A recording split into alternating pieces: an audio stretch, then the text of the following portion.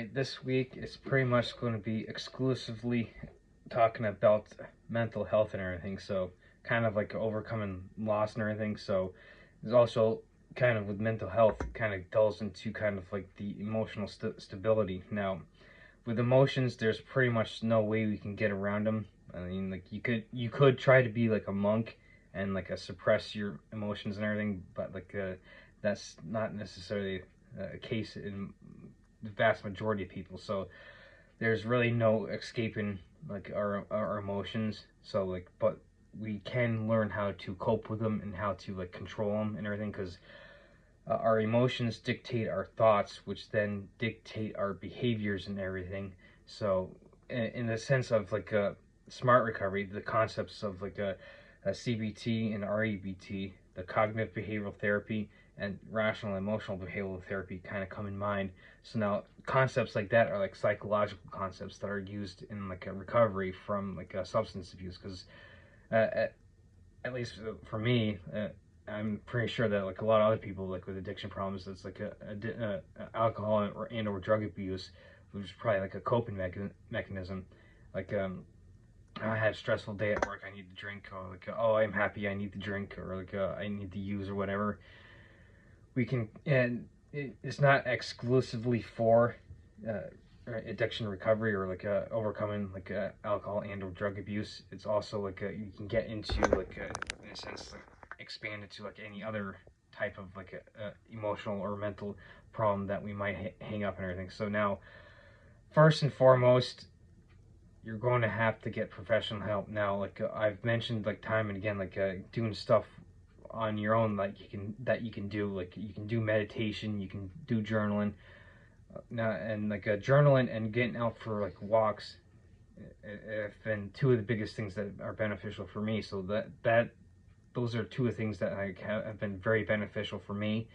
But that doesn't necessarily throw out getting the professional help and everything. So it's always good to over like, especially when you're overcoming a loss, like with it's a loss of a loved one, okay, or like you have like that emotional baggage or whatever. Like maybe you just lost a long-term job that you've been working for maybe 5 or 6 years, and like a company had a downturn and had to lay you off. So whatever the case may be, where like you're trying to maybe overcome a personal loss or something, and you're dealing with your emotions, get that professional help. So like I've gone over the 7 pillars of Soul Enormous. So like the two that come to mind are of course pillar 6 is mindfulness, and that one's pretty much all about mental health and everything. So like and the adage like I do have like a ton of videos. I do go primarily over a lot of like stuff for like physical health, like training and nutrition and stuff like that.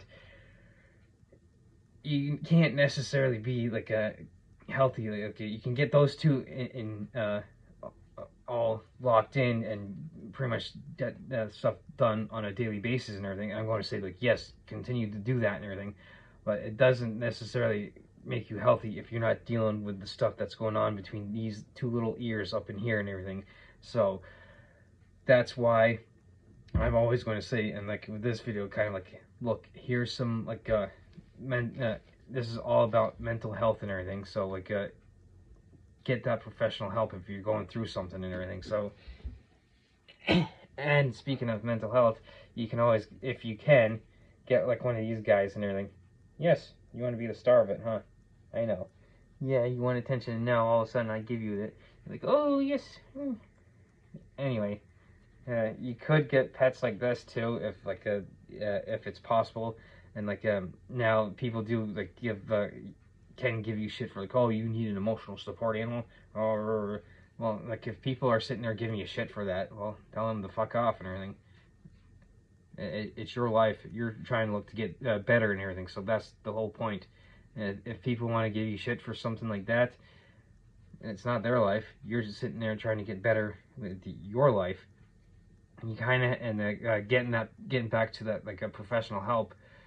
It's a matter of like, hey, look, this is what I need to do to be able to take care of myself and everything. So to hell with other people, what other people are going to say, because a lot of times those people that are going to try and bring you down for something are probably dealing with stuff that they haven't necessarily dealt with themselves and everything, so they're just trying to bring you down to their level and everything. So it's all about this one, you trying to like, hey, look, get professional help and everything. So and chances are I'm pre-recording this, but so I'll probably end up pulling up some links and everything and dumping it in the comments for people, so that way people have some at least pointers where they can go and everything for stuff. Now, of course, obviously, I'm in the U.S. and of course, in the U.S. our healthcare system is atrocious and everything. So we always got to make do with what we have and everything. So if you don't have insurance, or maybe it doesn't necessarily cover something or whatever, start reaching out to people. So this is where I mentioned the pillars of Wellness. First and foremost, pillar 6 with mindfulness, all about mental health. Pillar 1 comes into play here with your community too.